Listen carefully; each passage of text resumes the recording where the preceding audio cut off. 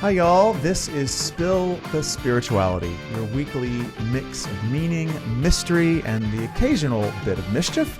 We are here to spot the sacred in the ordinary, and by ordinary we mean your life, our lives, my life together. Whether you're religious or spiritual or atheist or agnostic or just firmly in the not sure, not bothered camp, you are welcome here. Come and join us. I'm Trey Hall. I am a Christian pastor. I'm a recovering alcoholic and a notorious homosexual. And my friend, Jazz Ampafar, she's not here, and we miss you, Jazz, and we'll see you next time. Today's guest is someone who has spent much of her life sitting right at the intersections of belief and doubt and trust and uncertainty and the messy reality of being human in the light of God, in the light of spirituality. Elizabeth Oldfield is a writer, broadcaster, a thinker whose work explores the moral and spiritual questions that shape how we live. Whether or not we describe ourselves as religious, she's interested, as her book says, in Are We Fully Alive? And that's the goal and the hope and the promise. Welcome. So glad to have you with us. You talk about in your book, in your podcast, about this kind of emblematic story of having a powerful encounter with God, the divine, when you were a teenager that led you to Christianity. And then years later, ironically, while studying theology, that faith, that relationship, that religion began to unravel. Tell us a little bit about that. So I now, particularly when I'm in your country, meet a lot of people who my country being in the U.S. In the U.S. I'm a British citizen now, FYI. Okay, yeah, but you. yes. Well yes. done. Just, you know. Well, thank you. Raised in quite intense forms of religion. I didn't have any of that.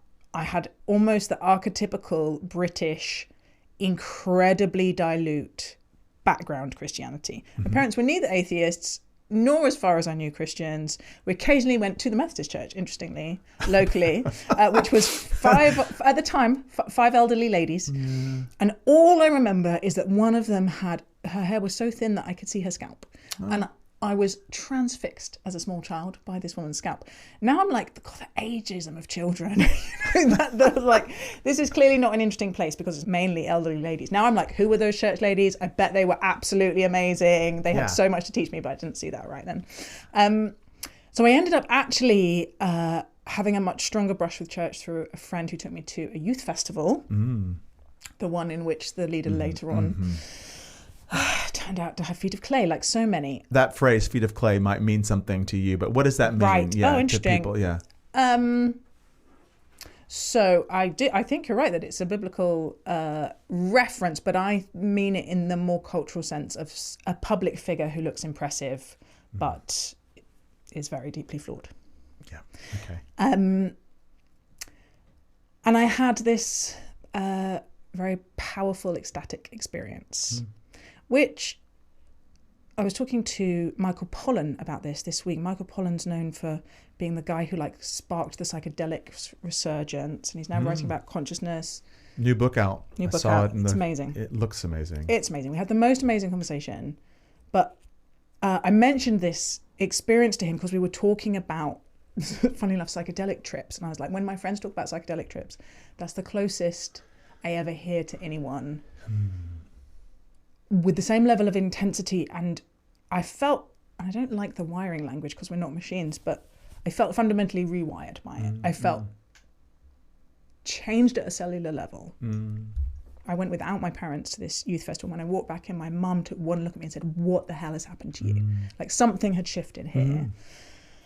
And so I had this lovely faith, and I was in these lovely churches and had lovely singy, handy, emotional, tender, beautiful experiences with God, and asked zero intellectual questions, and read the Bible, only really the really nice bits, the ones that you can fridge magnet quite easily. All things are possible. Yeah. And there's who knows the plans that he has for you. And I kind of don't want to sneer at my younger self, because I think I actually needed that. That's what I needed at that age. And it was deeply protective.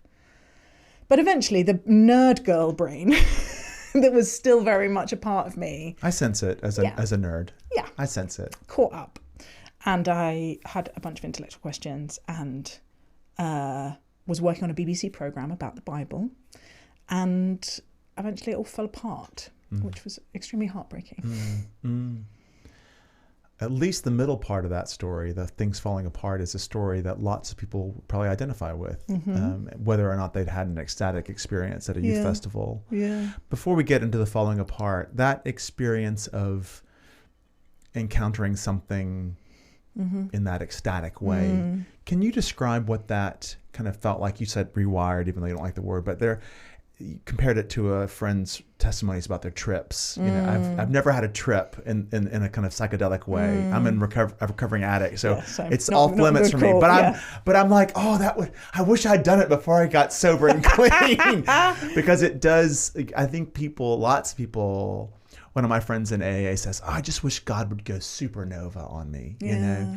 And I think there's something about people craving that direct encounter. So what was it like for that thunderstorm of electricity to hit you? Is that there aren't any words for it. And I know because I've tried. I've tried to write about it. I could give you the neuroscience. There is right hemispheric forms of attention. Basically, in these kind of experiences, the language center of the brain shuts down. I remember praying, God, if you're there, would you show me? And I remember coming to sometime later on the floor.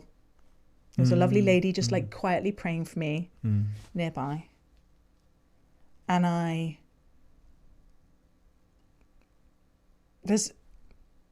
it was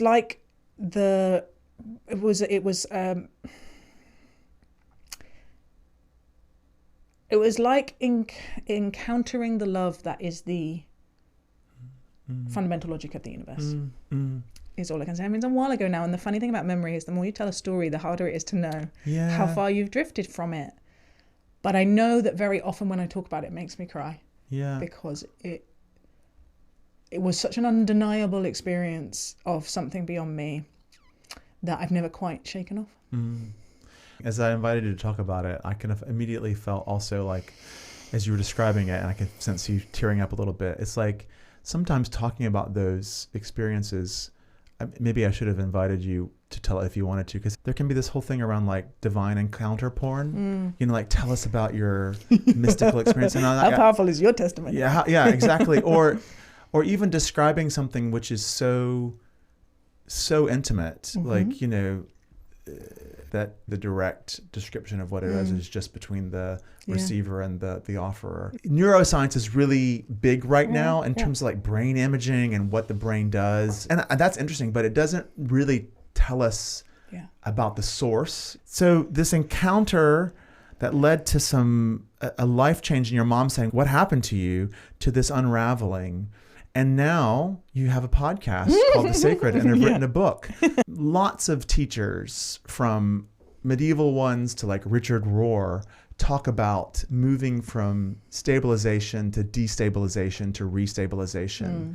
How did you reconstruct? Yeah, I like the home away home again. The deep narrative logic and the T.S. Eliot stuff about, you know, the end point of all our wandering is to know the place for the first time.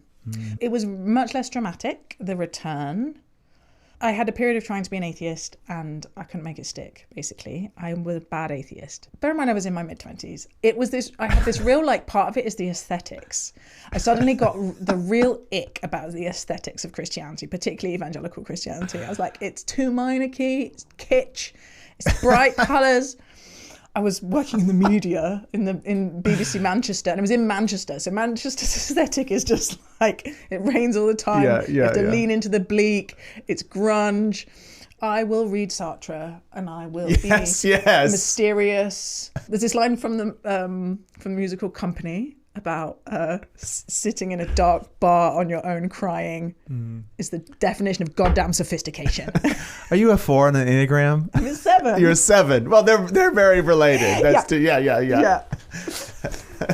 Thank you very much. I'm a 7. But that's why I'm a bad atheist. Yeah. Because oh yeah, 7's chasing the experience. Yeah. And I tried to pivot it to like, I can stare into this abyss, right? I can experience this meaningless intelligent enough not to need these crutches. But no, because I'd met something. I have this vivid memory of cycling around Manchester in the rain, being like, I don't believe in you, fuck off. And then realizing that I was still talking to the thing that I didn't believe in. And my spirit was having a conversation that my brain kept trying to shut down.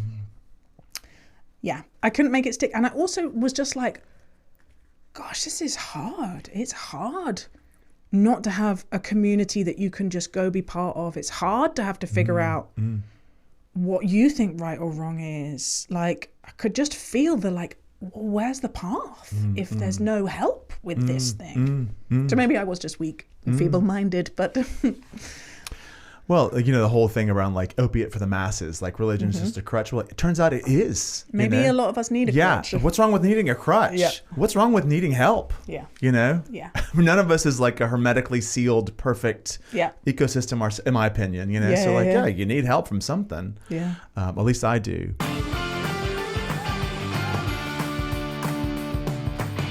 You have this beautiful podcast where you kind of get to have conversations with people who are thinking about this stuff and doing this stuff from all across the theological and political and existential spectrum. You were the director of a major kind of Christian theological think tank. Now you speak at all these different churches.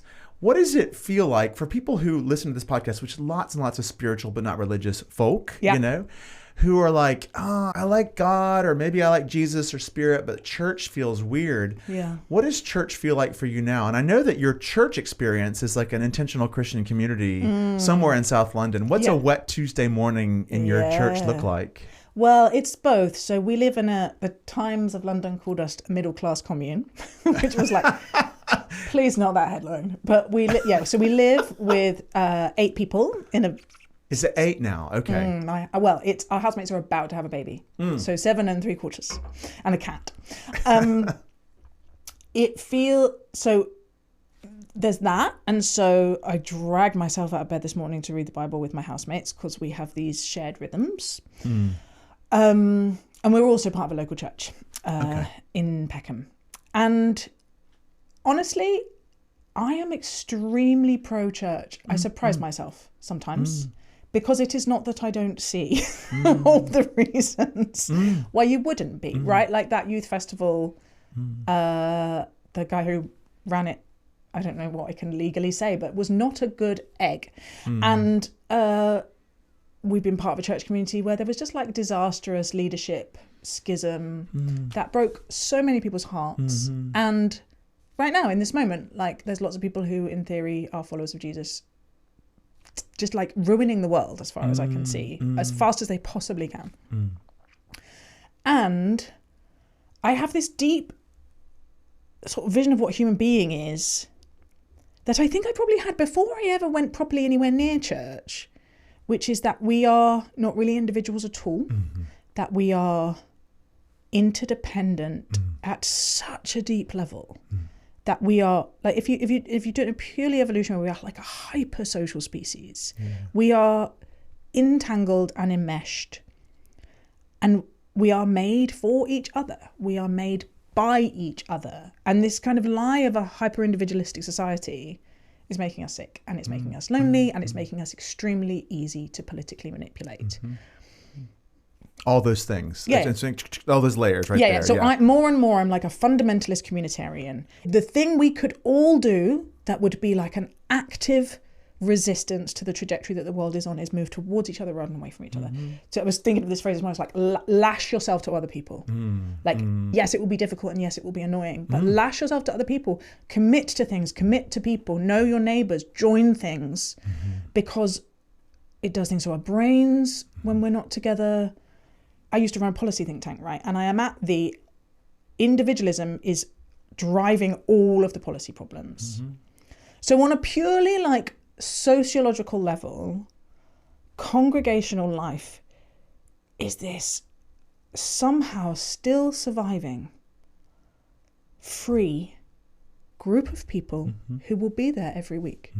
And if it is even half healthy, they will be glad to see you. And they will ask how you're doing, and you can sing some songs with some people, and you can think about how you've fucked up this week, and maybe find some freedom from that, And you can hear someone earnestly, either well or otherwise, try and give a talk about what does it mean to give a good life? Yeah. And how can we do that? Yeah. And so I have a weird thing where I fell back in love with church when I lowered my expectations for it. Where I was like, wow, humans are going to human, and we need to human together. And this is, given a bunch of terrible options, actually one of the better ones. Yeah.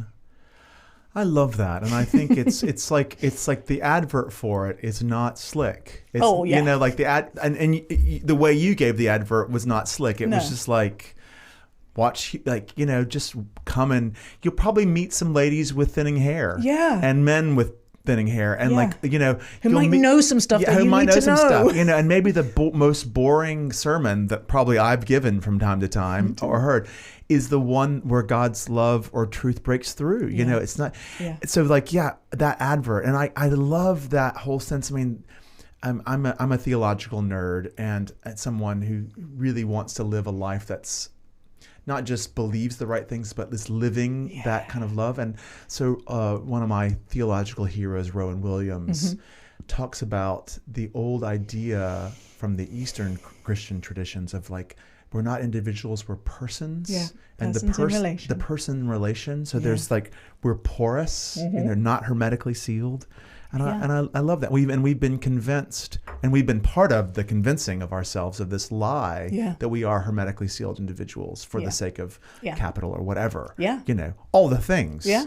And everything, as you write in your book, lots of our systems depend on us believing that and needing to improve all those things. And because if we take care of each other, if we're living as the independent creatures, and you can get there from Trinitarian theology, that this is what humans are made for, but you can also get there from all kinds of other disciplines. And if we live as we are meant to, which is we are each other's safety, and we share our stuff, and we take care of each other's needs, which is what we're trying to experiment with in our little community house. We buy less stuff. We are less manipulable, right? We're just not great for power to move around like pawns because we don't need them, right? The fear that has been seeded in us, the fear of each other, the fear of being vulnerable, the fear of being seen as we are in a like non-glossy way is absolute poison. And I'm more and more like, what would it take to be brave enough to just be people, together who need each other and relearn these. Part of me is like, if my great grandmother could hear us now, she'd be like, come on, why do you need to relearn these things that people have known for all of history? I'm like, because someone taught us to forget them. Yeah, exactly. In AA, we have this mantra. You people who listen to the podcast will know that I'm full of AA aphorisms and maxims. I have like AAMV. Yeah. Well, I'm like, can I sneak in the back? You can come along. Everyone's addicted to something, Elizabeth. Definitely am. So you'll find your addiction, and we'll find you a 12-step community. You can. And there are coveralls like Al-Anon is a great 12-step community for folks who don't think they're addicted to anything. So you'd be welcome there. But there's this little saying, which is expectation is just resentment waiting to happen. Yes. So I love what you say about lowering your expectations for what things will be like. And that's where you find, I think in your book you wrote, I know you did because I just wrote it down, this sense of like, resentments turns out is not a good ground for blessing, you know, and which is true. So just weirdly lower the expectations for what church or voluntary association might be, and you might discover a rich blessing. You know, and it's a real shift from the mindset of that, again, we've been trained into, which is that I am a consumer looking for you to provide a service for me. And on that basis, no one would buy the church, right? It's it's not optimized. It's not marketed well. Although there are some Depends exceptions. On the church. Some of those churches scare me a little bit. And I know, same. I'm uncomfortable in them. But if what you go with is, if I'm not careful, I will end up lonely and disconnected from the things I want to define my life. And this place will bore me, and it might ask something of me, but it will help me grow up my soul, and it might even orient me towards love with a capital L beyond me. Then it becomes less like I am disappointed in this service, and the more I am being invited to be part of something. Yeah. One of my parishioners came up to me once and said, I'm really disappointed in this. I was like, well, welcome to church, baby. Yeah. Glad you're here. Yeah. Welcome to being human, actually. Yes. Glad you're here. Yeah. I'm disappointed too. Parker Palmer wrote this great book about community, this Quaker writer. He talks about like, when you go to a real church, there will always be someone there who drives you batshit crazy. Oh, yeah. And you are also that person for someone at church, which I was like, of course I am. Of course I know I drive that person crazy. And that's sort of free. But he said, even when that person that drives you batshit crazy moves to another state or another community, another country, someone else will come in almost immediately to fill their place. Yes. And he was sort of saying, again, sort of welcome to church. Like this is how it works. This is how humanity works. This is how God works, And I just thinking about the podcast that you host is really built on this idea that it's difficult to listen to people across difference. What have you learned about that enterprise in hosting all these weirdos on your podcast? Yeah, including me. Oh, it takes one to host one. So it kicked off in 2017 because I went on maternity leave and had a news blackout because it was 2016 when I went on maternity leave, and I was like, "This is a year. It's all gonna blow over." So that's the year I moved to the UK. So that's the year that Brexit happened and then Trump was elected. Exactly. Yeah, I got it. Yeah. Suddenly, these fissures that we didn't really know were there were suddenly massively visible, and I think the having a news and social media blackout meant that when I came back to work leading this think tank, I could see so much more clearly than people who just had the gradual rise, just how divided we were and how division had become massively acceptable. Like dehumanizing and denigrating people that you disagreed with. It wasn't the norm before. Some people did it, but there was like a bit of social censure around it, and all the gloves were off. And the other guys were the enemy, and not just the enemy, but they were like unbearable idiots or worse. And this sense I had of, wait a second, this doesn't lead anywhere good. And what, funnily enough, I'd been learning about trying to parent a toddler and have a baby, about how our brains work in fight or flight and how we respond to disagreement. And we respond to difference with this threat response. And in that threat response, we don't think clearly, we can't collaborate, we can't problem solve, we can't learn anything. It was like a mass psychological, like a social psychological break. And honestly, it took me a while to figure out that my tradition, the Christian nonviolent tradition, already knew all about this, right? And had some things to say to it. But putting those two things together, I just started experimenting with what does it mean to listen deeply to people from all sides of this? What does it mean to seek to understand where they're coming from on all these issues that we're using as excuses to hate each other, not argue with them, not try and justify myself in front of them, but start from the premise of you are fully human and I'm going to accord you some dignity and I am going to get really curious about you. And honestly, it's the biggest joy because people are so interesting and their lives are so complicated and they're often so vulnerable under the surface. And I have this bad thing where I basically fall in love with every guest. And then I'm like, oh, it's so hard to hate anyone now because I know a little bit more what's under the bonnet. I love that you fall in love with every guest, you know. I love that. And I think that's what's on offer, and I don't always take that offer. It's such a beautiful sermon, it is. And I mean that in a positive way. Like it's such a great talk. You said you didn't have, before we started, you said how many talking points, which is great, but it's such a great talking point. It will preach, as we say, like I will preach, but it's so much harder, I think, in my own experience to actually practice that. And I'm curious, what have you learned about the spiritual phenomenon, the spiritual practice of getting into a place where you can listen with that much porosity and that much undefendedness? Because I speak for myself, it does not come easily to me, and I feel like I'm open. But like I can develop a resentment like that. And we can, and like I think it's really important that we bracket some things. One's that I had really good parenting, right? I had... Lucky you. Yeah. I'm really incredibly grateful because I do think what I'm carrying in my body is a strong attachment and therefore a less easily triggered fight or flight response, right? I haven't experienced loads of trauma. And I am a educated white woman, frankly. Like there are some disagreements and some differences that I can hold in a way that you might find harder for good reasons, right? Or a person of color might find harder for some good reasons. So some of it is just wanting to recognize all of that and be like, right, given I have these unearned things, how do I use them for good? Therefore, like maybe I can take risks that other people couldn't. Maybe I can put myself in situations that I have capacity to, not because I'm better, but because I am carrying a different story. And I think a lot of it is understanding the why. And it was when the two things came together, actually the New Testament is really flipping clear on this. I actually have heard so few sermons on enemy love from the New Testament, but Jesus's combination of turn the other cheek, pray for those who persecute you, bless them, bless and do not curse, love your enemies, like the radical disruption of tribal categories. Like there is no in or out group. There's sort of no good guys or bad guys. There's no one who's impure.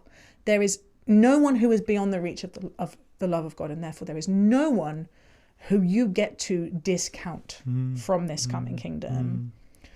So my oh gosh, this is a big part of the inheritance of the life I'm trying to live, and the understanding of the neurobiology and the social psychology of when this happens again and again and again throughout history, we get driven apart, and if we don't resist it, it leads to some horrifying places.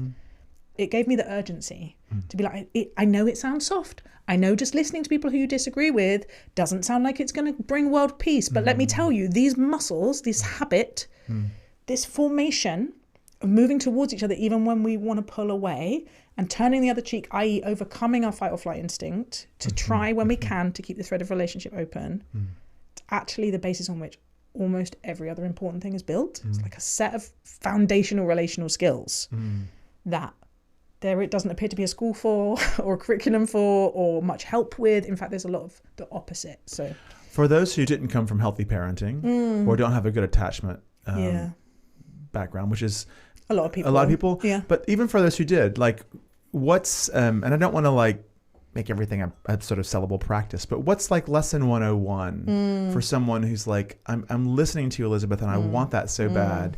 And yet when I meet up with the person that's my enemy or my perceived enemy, I can feel. Yeah. So what's a practice 101 or a practice 102 for surrendering to that deep listening? So I think there's background practices that are just good soul growing up practices that it's really good for people to have a contemplative practice of some form. We know meditation in particular, in whatever form, is really, really good for this.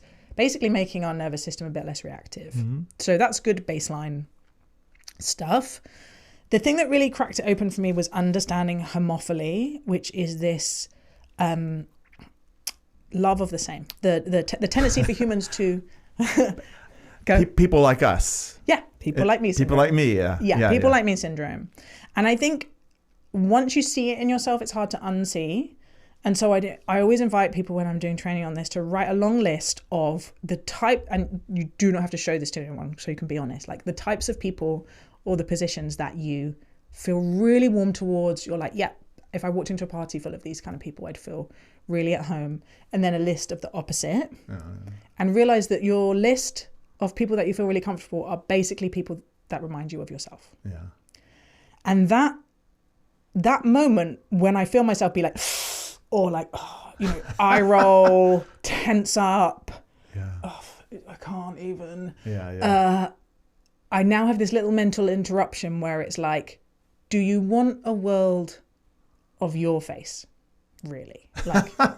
Are you really just looking for people? And in my case, it's literally I feel more comfortable with tall women, feel more comfortable with brunettes. If someone's wearing the same glasses as me, we're going to be best friends. It's so arbitrary. And so just telling my body, you like, sometimes you are actually unsafe and people are actually hateful, but most often it's like you're just not reminding me of myself. Yeah. And I can probably tolerate that. And it's like, you're all right, you're safe, calm down, hold those horses, see what happens next. Yeah. I read your book about a couple of years ago when it first came out. And I think, yes, right here at the back, I've got my people Show like, me your list. people like me list and not like me list. Let me just see if I can read any of these things. People like me, interestingly, recovery folk. Yeah. Women, so not like me, but these are my people. There's reasons. Runners. Yeah. People of faith. Yeah. Talkative people. Yeah. Center-left people. Yeah. Spiritual people. Yeah. Not like me. Let's see if there's I won't say that, except I'll say one. Contrarians. Eeyores. Yeah. Those are some of the people on mine. I've got a long list of people not like me. One, I love that you did it. Thank you. Yeah, it really helps. Yeah. And two, like, if anyone's listening and they're an Eeyore, you have to just notice that you'll be like, oh, Trey doesn't like me. Maybe I don't like him. And that move, so once you start seeing it, like, you feel it in yourself. Yeah. When if I can override it sufficiently to stay curious and connected, the other person does too. Yeah. And when I don't, I watch it. I watch my hostility or suspicion trigger their hostility and suspicion, and then it's game over. Yeah. And I've seen that happen enough to be like, is this, everyone just ends up with the ick. Yeah. Nothing productive happens. Yeah. But sometimes if you can move towards them rather than away, something really like magically unexpected happens. And that I get a bit addicted to that now. So I like go for that good thing.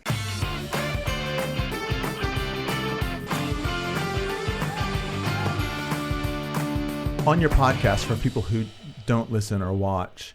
How dare you? How dare you? Join now. It is a great podcast. Do you fess up that these people, that your guests are people that might trigger you, or is that So a few years ago I started doing these reflections at the end, and my goodness, it's like an editorial high wire act, because it's the most effective part of the podcast, because I'm normalizing for the guest. That is not easy. But every guest that I have on, I want to honor them, whether they have like views that I find incredibly difficult to deal with, or they're more like me. They've given up their time and energy, and often they've trusted me and got quite vulnerable. Yeah. So I can't then do a reflection where I was like, well, I thought this one was going to be a right dickhead. I have to name things so carefully, and I've got it wrong a few times, and guests have written to me and be like, I thought we had a lovely conversation, then it turns out afterwards that you weren't looking forward to talking to me. Oh gosh. And I was like, that is true, but then I did enjoy it, because the point of the reflections is almost always, not always, I'd say, there's been like 2 or 3 guests where I've been like, oh man, I am not falling in love with you. Right? I can't get behind the facade.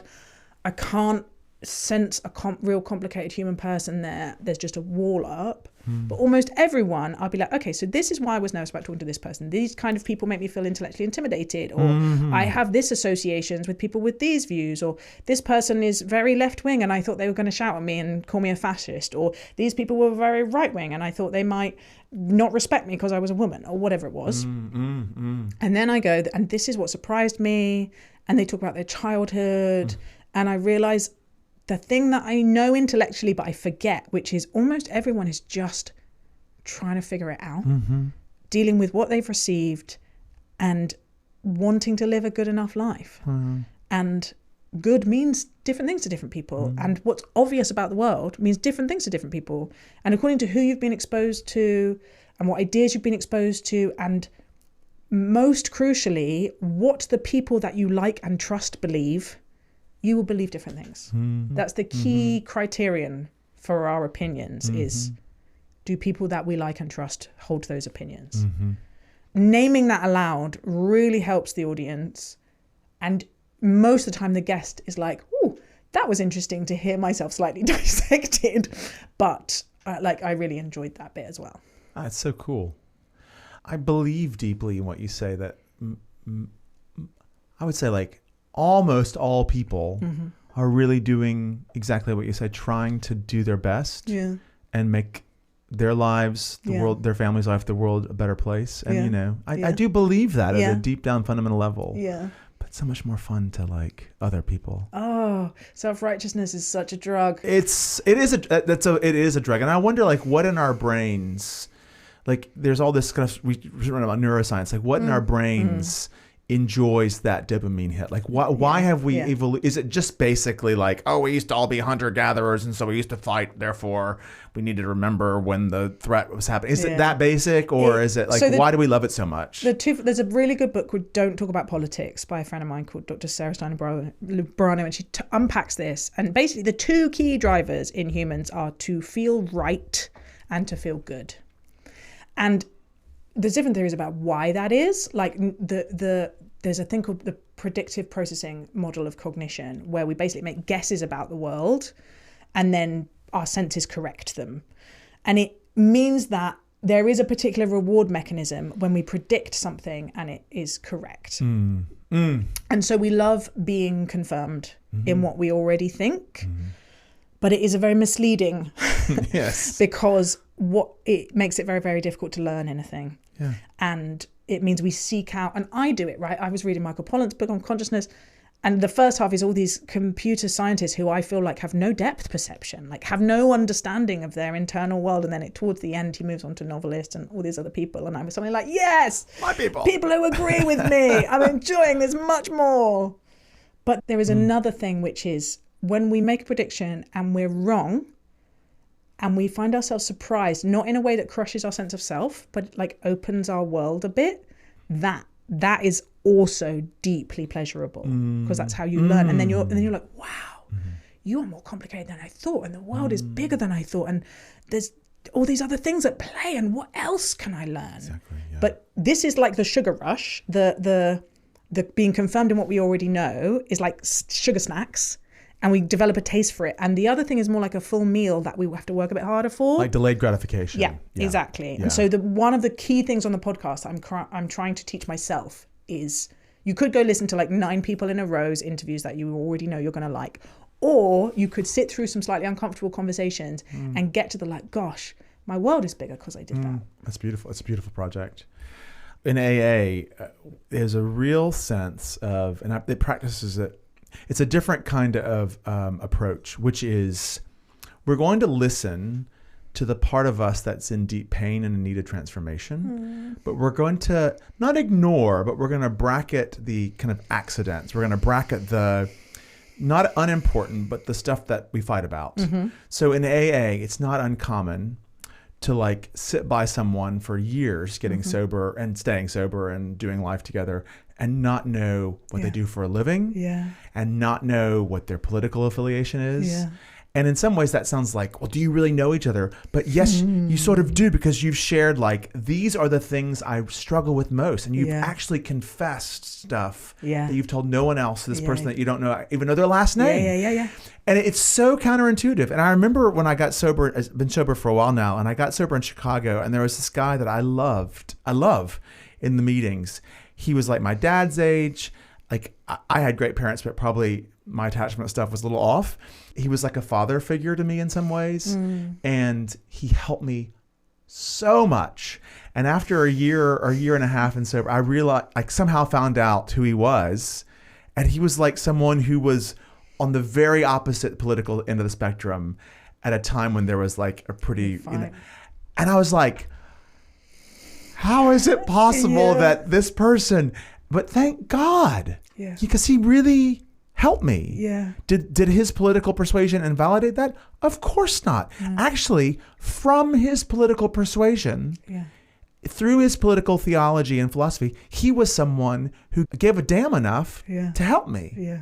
What does that mean? You know? You said like, we don't know what they do for a living or how they vote, and it's like, do you know them at all? And I think that is what's so wrong, right? We take these external, quite arbitrary things and use them to do all these calculations about who we will connect with and who we will see as fully human. And as soon as you get under the bonnet of that stuff, to people's stories and their values, and it's such a cliche to say we have more in common than we think, because I don't actually know that I believe that. We're very, this is Louis McNeice poem that goes, world is crazy and more of it than we think, incorrigibly plural. Like people are incorrigibly plural. And sometimes I'm like, wow, your world is not my world. But man, is it interesting to actually be curious enough to seek to understand it. We've got about 20 minutes left. I want to honor your time. So I want to get to your book, which, as I've said, I really loved. And the front of it, at least in the UK, I don't know what it looks like in the US, is like this. It's beautiful. It's green. You could see this on the spirituality section at your local. And it fully alive. It's like, yes. Beautiful. It's the most Seven title ever. It's yes, indeed. Seven. Well, we should do a show on the Enneagram for those of you who don't know the Enneagram. Yeah. But sevens are people who are chasing experiences of aliveness, feeling things moving through their bodies, not wanting to be bored, avoiding pain. Yes. Anyway, sorry. It's fine. I'm working on it. Tending to the soul in turbulent times. So you see that and you're like, oh yes, this could really help me. And then you open it and you start to reading. I think this is beautiful. It's sort of like, not bait and switch, but sort of like, you realize then like, fully alive, and then you realize it's a book on the 7 fucking deadly sins. So you're talking about we get to be fully alive through addressing our shit. Yes, we do. And it's like, that is not what you expect from like a self-help book in the 21st century. You know, like, oh, go to a day spa, go get a massage, drink some herbal tea. But so why did you choose the technology or the transformation process of like looking at the things that trip us up? Yeah. I mean, I love that you did. Yeah, it's not a popular move. No, and we didn't know if it was going to work. My publishers were like, how do we market this flipping book? I'll tell you how. By making it green and fluffy. It's beautiful. It's not fluffy at all, but yeah. So I have this amazing agent who doesn't have a religious bone in her body. She's like an amazing, like old school hard nut literary agent. Like something out of a like New York movie of the 50s. I think she's fabulous. She smoke and dress only in black. It's not far off. Somehow we got connected and she liked my voice and she said, what do you want to write? And I was like, you're not going to want me to write this because actually I have all this sense of this and like profound theological ideas that are resonant and relevant for this moment that I kind of want to bust out of the church and say, even if you don't know what you think about God or the church, these are like life-giving ideas. And she said, no, you're right, it doesn't sound good, but give it a go. So I wrote all these different essays, and one was like a feminist defense of Christian sexual ethic, and one of them was about attention, and one of them was about polarization and peace building, which has always been my thing. And then I sent them to her. She was like, okay, this is good, but now we need a structure. Like, you need some sort of structuring device. And I sat down and I laid them out, and I was like, oh no. No. It can't possibly be the same. Did it really rise off the page for you? Yeah. This is bad. But it was exactly what I needed, because I realized that the overarching theme was about connection, was about my definition of aliveness is deep connection with our own souls and with each other and with the earth and with the divine. But even if you don't know what to do about the divine bit, the rest still holds. And my definition of sin is disconnection and fracture. We can talk about how nice it would be to live in connection all we like, but when we're realistic, at least if you're me, it's bloody hard and stuff gets in the way, and there is all these tendencies within me that pull me away and turn me in on myself. And so as soon as I saw it, I was like, okay, this might tank the book, but this is exactly what is needed. And actually my agent was like, yeah, I think it's intriguing. We'll see what they say. Oh, great. I think that phrase of being turned in on yourself is such a classic phrase, isn't it? And it's so descriptive. That's how I experience sin too. And sin is one of those words, like I work in evangelism. Sin, evangelism. No one likes these words because they're antique. Somewhat freighted. Yeah, they're freighted, exactly. But let's not talk about evangelism now. But sin is like, I remember reading a sermon back in the 90s by a woman called Barbara Brown Taylor. And her thing is like, sin is our only hope, which is to say, I think what you're saying, by addressing these ways that we've gotten turned in on ourselves, we have the capacity to go through them, not only by our own strength, but with something else, with some God, help. some help from others and God, however you think about God, to discover, maybe the other side of them, Or because these are like the 7 deadly sins. It's old. These are old patterns. They've been described at least for what 600-700 years, and maybe 1500-1600 years, depending if you go back to like Evagrius, right? Like it's old stuff. Yeah. But like you may get through. This is what I also love about the book. You may get through them and be like, I no longer experience whatever. Yeah. But it's also about learning to bear those things with grace and I don't know, stability. I really appreciated that about this book. I still in AA you confess these things, right? You write them out and you confess them, and it was so liberating. I always say I'm a Protestant. I wish Protestant Christians and other Christians who are not Catholics could receive the gift from the Catholic Church of confession, because it's so powerful. But when I confessed that I struggled from self-centered pride and lust and all the things that I struggle with, the burden was lifted. I didn't feel like enslaved to those things anymore. And I didn't feel the shame cycle in the same way. But Lord knows they're still present. So it's not about getting freed completely by them, but it's like, I don't know. I'm preaching to you, but like, sin, like. I mean, it was a big shock to use that word, because like lots of people there's some negative connotations, right? There's a reason that people feel like it's associated with judgment and guilt, and it certainly can be used. It can be one of the spikiest words. But it also feels to me like it holds together the true things. The other definition of sin I use is Francis Spufford, which is the human propensity to fuck things up, that we fuck up and we need help. It gave me a language for the weather of my soul. Like, oh, hello, envy. That's a sour, sickly feeling. And I can either deny it or like baptize it by saying it's totally fine to feel crippling envy of your friend who you apparently love but has just got this great thing. Or you can figure out where to go with it. Absolutely. Like how do you get help with it? How do you not deny the darkness but also not let the darkness crush you? And that sin and forgiveness move, that aware of the impulse to turn in on ourselves, and again with help from God and help from others, is often I think what we need to move outwards instead. It feels like that's the dynamic of life. That's who I want to be becoming. And to be able to talk to people about the way that part of my tradition I find psychologically healthy. So many people are like, what? It is. It just is.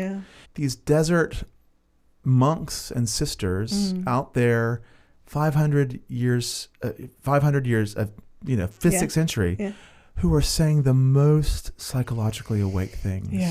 And this is another part of me for pride. It's like this idea that like we've arrived in the 21st century. It's like, baby, we've got brain scanners. we've got brain scanners. These babies we're talking about back then. There's a sense of, I love that kind of, I don't know if you talk about it as a middle way or a different way, but there's a sense of like either we experience the stuff that curves us in on ourselves as like, oh, it's horrible, I'm a piece of shit. I can't. Or that, as you say, baptizing it, like, oh, it's no problem. Welcome to being in the 21st century. We're all libertines here. Like I remember sharing with someone, a friend, who's a lovely person, about like, still struggling with lust. And, he was like, well, you're a guy. And in some ways it was like comforting, but I was like, it was a false comfort, because there's a difference between like appreciating the male form, which I do, and like being beset by fantasy, which is rarely a gift from God, And I so appreciate that you talked about that in your book so openly. I really did. You did. Thank you. It is the chapter that I was most nervous about. You say that, and I'll let people read it, but the chapter on lust, and it, not that everyone struggles with that, because not everyone does, but I think many people do. It's like the thing you can't touch. And you talked about it. How has it been to put, because you sort of do a little bit of confession, appropriate confession, you go public with that. How has it been to put all that out there you didn't go to the confessional where like a trusted person holds it. You put it all out there. I put it in the book. It's been really good. And I spent I worked at the BBC, around a think tank. I spent a lot of time thinking that you could only talk about profound ideas with this very like distanced expert voice. And I couldn't do it. And every idea that ever moved me or changed me was because I actually believed the person delivering it. And this division between like ideas and lives felt very false to me. So this came out when I was 39. And I've been a writer for a long time, but I couldn't write a book because I was like, it feels so fake not to weave the two together. And it took a real, like, I'm going to try and write in my voice and about my life and my soul and this tradition and these ideas. And I'm going to be as honest as I possibly can, which involves revealing all the ways I fuck up and my mess and my insecurities and my sex life. And there's a woman called Catherine May who wrote a book called Wintering. And she said, you can tell sometimes when you write a sentence that makes emotional contact and it's like somehow tapped into the web of human consciousness. And there were a few of those. And I can tell sometimes where I say things in public that they're like, oh, thank God. Like, yeah, 100%. I feel more human because someone else has taken the mask off and is being a human. Yeah. So totally, I love it. Totally. They used to have a thing in Chicago. I don't know if they still do. It was called fuck up nights, where it came out of business, business culture, which is like where, you know, you think the church is about, it was exactly that. So people would get up on stage and say like, this is where we fucked up the business plan and we lost it. And it was so like to see all these capitalists like going, it's so good to talk about failing. And there's something beautiful. I mean, I think testimony when the church is a way of being able to do that. But thank you so much for this. If folks want to find Elizabeth online, it's so easy. Just Google Elizabeth Oldfield and you'll find all the places, the podcast, which is so beautiful, the book, and other ways that she's speaking around the world, even in Atlanta, you said, coming this autumn. It's been a delight to have you on the podcast today. I wonder if there's just, I don't always ask this, but like, if you were in a church service or at a political rally and you were asked to give the benediction, a blessing for those who are trying to live a life that's more fully alive, what would be your kind of today, on this day, in the spring of 2026, what would be your blessing for people? What a beautiful question.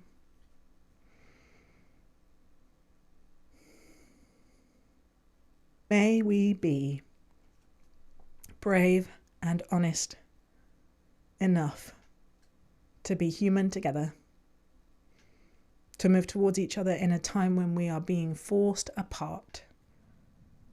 May we resist fear and lean into love in order to become more fully alive. I feel like myself drawn to say, Amen. Amen. Thank you so much, Elizabeth. Lovely to have you with us. You can read more about Elizabeth at all the places.